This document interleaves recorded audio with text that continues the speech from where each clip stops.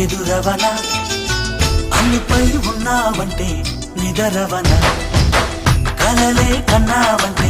నిజమై ముందుకి రానా కలతై ఉన్నావంటే కథనవనా అమ్మలో ఉండే సగం అక్షరం నేనే